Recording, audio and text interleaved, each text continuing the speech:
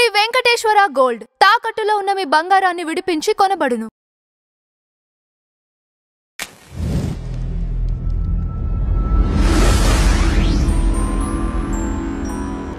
Hi hello welcome to tree media. ఈ రోజు మనతో సినీ క్రిటిక్ దాసరి విజ్ఞాన్ గారు ఉన్నారు. హలో సార్, నమస్తే అండి. నమస్తే సార్, సమంత పెళ్లిపై రూమర్సా లేదా నిజాలా? రాజ్ అనే డైరెక్టర్తో రిలేషన్షిప్లో ఉన్నారని చెప్పేసి వార్తలు వస్తున్నాయి, ఎంతవరకు నిజం?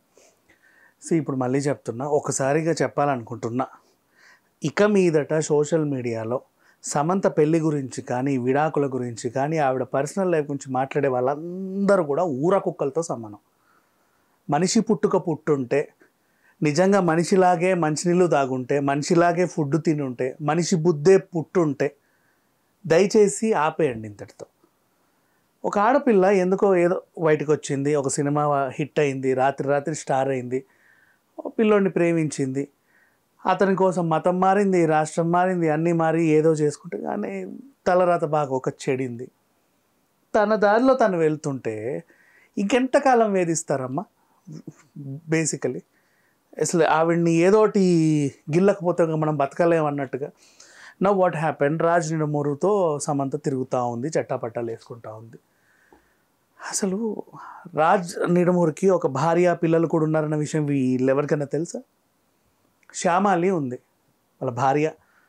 ఆవిడ చాలామంది దగ్గర అసిస్టెంట్ డైరెక్టర్గా చేసింది.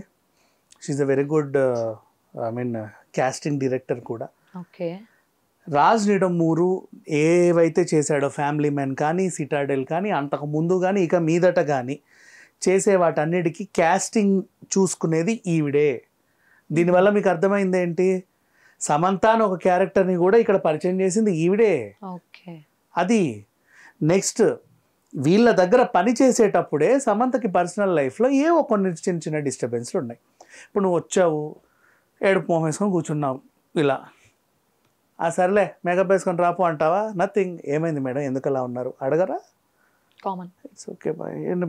ప్రాబ్లం ఉంటే పోన్లే ఈరోజు షూట్ ఆపేద్దామా, పోనీ లేట్గా చేసుకుందాం, మీరు కూల్గా ఉండండి, ప్రజెంట్ ఏమైనా తిన్నారా, ఏమైనా తీసుకుంటారా, ప్లెజెంట్గా ఉండండి, ఏమైనా మందులు వేసుకున్నారా అంటే ఒంట్లో ఒకవేళ బాగాలేకపోతే మీరు కాసేపు ఫ్రీగా ఉండండి, పోనీ ఇంటికి వెళ్ళి వస్తారా, మనమే ఎక్కడైనా తిరుగుదామా, పోనీ అన్నీ మర్చిపోయేలా షూట్ చేద్దామా. అంత ఫ్రెండ్లీగా ఉన్నప్పుడు తను ఏదో పంచుకుంటుంది వాళ్ళతో, వీళ్ళు ఒక ఓదార్పు. అలా కొన్నాళ్ళు సాగింది. వీళ్ళతో షూట్ చేసే టైంలోనే ఆవిడకి కటీఫ్ అయ్యింది వాళ్ళ ఆయనతో. ఆ తర్వాత కొన్నాళ్ళు వీళ్ళతో షూటింగ్ చేసే టైంలోనే పేరు వెనక తోక కత్తిరింపులు, ఇన్స్టాలో ఫోటోలు డిలీట్, తర్వాత నిజమో కాదో అన్న రూమర్ పుట్టి పెరిగి పెద్ద అయిన తర్వాత మేము విడిపోతున్నామన్న ప్రకటన. ఇవన్నీ వీళ్ళతో ట్రావెల్ చేసేటప్పుడు అయిన సిట్యువేషన్స్ దగ్గరుండి చూశారు కాబట్టి మనమ్మాయి అని వీళ్ళు అలా అక్కున చేర్చుకున్న ఒక అందమైన టీం. ఇప్పుడు రాజ్ నిడమూరు గురించి మాట్లాడుకుంటే తను అండ్ కొత్తపల్లి దాసరి కృష్ణ అనే ఇంకొక ఆయన, వీళ్ళిద్దరు కలిసి రాజ్ అండ్ డీకే సినిమాలు చేస్తున్నారు, వెబ్ సిరీస్లు చేస్తున్నారు.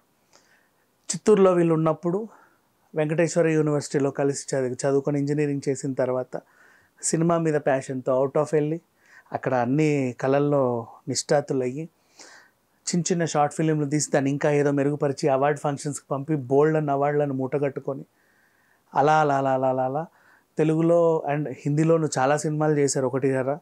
And Shor in the City అనుకుంటా, అది చాలా పెద్ద హిట్. బోల్డ్ అన్న అవార్డులు, ప్రతి సినిమాకి అవార్డులే వస్తుంటే మంచి రైటర్స్, మంచి డైరెక్టర్స్ అని పేరు పొందిన తర్వాత నీట్గా ఒకటి తర్వాత తీసుకుంటూ వస్తున్నాం. అలాగే ఫ్యామిలీ మ్యాన్ వచ్చింది, ఫ్యామిలీ మ్యాన్ 2, నెక్స్ట్ అలాగే సిటాడెల్, నవ్వు ఇంకొకటి తీస్తున్నారు రక్త్ బ్రహ్మాండ్ అంట. ఆ మధ్యలో కూడా ఇంకేదో ఉంది, I don't remember the title. Same time social మీడియాలో వాళ్ళ వైఫ్ పోస్ట్ చేసిన పోస్ట్ ఏదైతే ఉందో దానికి అర్థం ఏంటంటారు? చెప్తా, అక్కడికే వస్తా. సో వీళ్ళ జర్నీ ఇలా కొనసాగుతూ ఉంటే ఎప్పుడు డీ ఫర్ దోపిడీ సినిమా చేశారు తెలుగులో.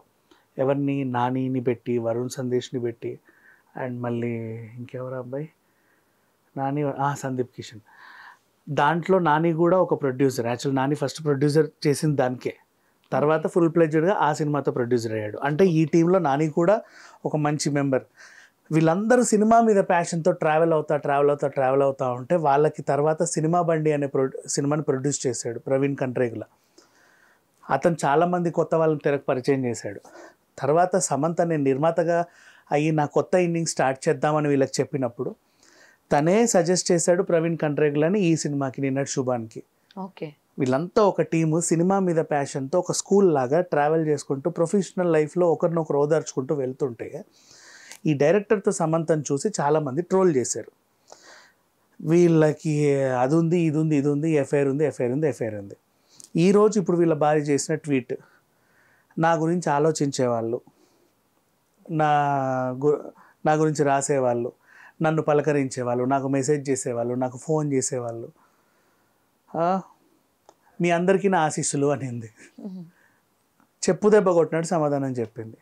ఒరే మీ పనిలేమో మీరు చూసుకుచామంటారా, నా మొగుడికి ఆ పిల్లకి ఏముందో నాకు తెలుసు, ఆ పిల్ల ఎలాంటిదో నాకు తెలుసు, మా ఆయన ఎలాంటివాడో నాకు తెలుసు, మా సంసారాలు బాగానే ఉన్నాయి, మీరు మమ్మల్ని రోడ్డుకి ఈడ్చకపోతే చాలు. దట్ ఈస్ వాట్ ఆమె దాంట్లో ఉన్న సారాంశం.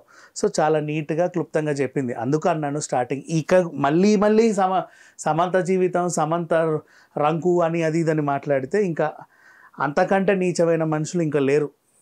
అది అవన్నీ వదిలేసి ఆ పిల్ల సినిమాలు చేస్తుంది, చాలామందిని తెరకు పరిచయం చేస్తుంది, అవి చూసి ఆనందించండి. నెక్స్ట్ వాళ్ళు తీసుకునే స్టెప్ ఇప్పుడు పూరి జగన్నాథ్ చార్మి తిరుగుతున్నారు, అందరు రంకే అంటగట్టారు. ఈరోజు వరకు వాళ్ళ వైఫ్ బాగుందిగా. ఆ టైప్ ఆఫ్ రాజ్కి ఆల్రెడీ పెళ్ళైంది, పిల్లలు ఉన్నారు. సమంత ఒక సంసారంలో చిచ్చు పెట్టేది కాదు. అండ్ శ్యామాలి కూడా చాలా స్పోర్టివ్, తనే సమంతను పరిచయం చేసింది. The people are going well, travelling well. ఎందుకు మనిషి కలిస్తే జెండర్ తేడా అయినందుకు వెంటనే రంక్ అంటగట్టేస్తాడు.